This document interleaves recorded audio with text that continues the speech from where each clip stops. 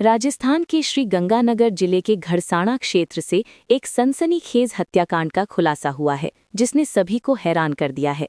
ये मामला गांव 4ZWM निवासी 32 वर्षीय भजनलाल की हत्या से जुड़ा है। पुलिस जांच में सामने आया कि इस वारदात को किसी और ने नहीं, बल्कि उनकी पत्नी इंदिरा देवी ने अपने प्रेमी प्रभुदयाल के साथ मिलकर अंजाम दिलाया। पुलिस के अनुसार इंदिरा देवी और प्रभुदयाल के बीच पिछले करीब 2 वर्षों से प्रेम संबंध थे। भजनलाल को पत्नी के व्यवहार पर शक हो गया था, जिसके चलते घर में अक्सर विवाद होता था। इसी तनाव के बीच पति को रास्ते से हटाने की साजिश रची गई। 13 जनवरी की रात जब भजनलाल बाइक से अपने गांव लौट रहे थे, तब रास्ते में पहले से घात लगाए प्रभुदयाल और एक 15 वर्षीय नाबालिग ने उन्हें रोक लिया। लाठियों से हमला कर गंभीर रूप से घायल किया गया और फिर गला घोंट दिया गया। इसके बाद शव को बाइक समेत इंदिरा गांधी नहर में फेंक दिया गया। करीब 15 दिन बाद 2 फरवरी को नहर से एक अज्ञात शव बरामद हुआ, जिसकी पहचान भजनलाल के रूप में हुई। पुलिस ने कॉल डिटेल रिकॉर्ड और मोबाइल लोकेशन के आधार पर जांच आगे बढ़ाई, जिससे पत्नी और उसके प्रेमी के बीच लगातार संपर्क की पुष्टि हुई। सख्त पूछताछ में पूरा षड्यंत्र सामने आ गया। फिलहाल पुलिस ने इंदिरा देवी और प्रभुदयाल को गिरफ्तार कर लिया है, जबकि नाबालिग को डिटेन किया गया है। आरोपियों के खिलाफ हत्या और आपराधिक षड्यंत्र सहित गंभीर धाराओं में मामला दर्ज कर जांच जारी है। ये घटना एक बार फिर रिश्तों में अविश्वास और अवैध संबंधों के खतरनाक अंजाम को उजागर करती है। 16 जनवरी को थाना घड़साना में कृष्णलाल ने एक गुमशुदगी दर्ज कराई थी अपने बेटे भजनलाल को कि 13 तारीख को वो गांव से घड़साना की कह के निकला था, किंतु उसके पश्चात वो घर नहीं आया है। 16 तारीख को उसकी गुमशुदगी दर्ज करके और उसकी जो तलाश की के प्रयास किए गए। 2 फरवरी को फिर हमें थाना नोक से हमें जैसे सूचना मिली, हमने सभी जगह पे गुमशुदगी का दे रखा था।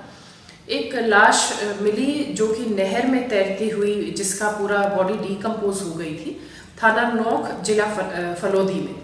तो वहाँ पर जाके जब पिता ने शिनाख्त की लाश की, तो वो उसके बेटे भजनलाल की मिली। तो तुरंत उसमें पोस्टमार्टम कराया गया और पोस्टमार्टम में उसके सिर में चोट मिली और उसके जो गले में एक रस्सी बंधी हुई थी, तो इसमें पूरा हमें शक हुआ कि ये एक सिंपल मृत्यु का मामला नहीं है, कुछ संदिग्ध है। तो पिता ने नोक थाने में अपनी लिखित रिपोर्ट दी। वहाँ पर 0 नंबरी FIR दर्ज होके हमारे पास घड़साना में आई तफ्तीश हेतु, और इस पर तुरंत गंभीरता को देखते हुए टीम का गठन किया गया। सादा वस्त्र में आसूचना एकत्रित की गई, तकनीकी जो माध्यम होते हैं उनकी सहायता ली गई और लगातार काम करने से हमें पता चला कि ये हत्या का मामला था।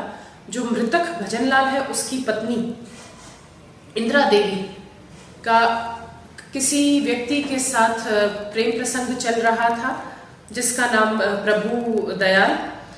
वो दोनों ने मिलके अब उसके पति को पूरे मारने की एक षड्यंत्र रचा, और जब वो निकला वहाँ से, गांव से निकला, तो पत्नी ने बताया अपने प्रेमी को, प्रेमी और एक प्रेमी ने एक नाबालिग बच्चे को अपने साथ लिया और रास्ते में उसको रोक के उसको लठ से खूब मारे, जिससे वो बेहोश हो गया और फिर रस्सी से उसका गला घोंट दिया।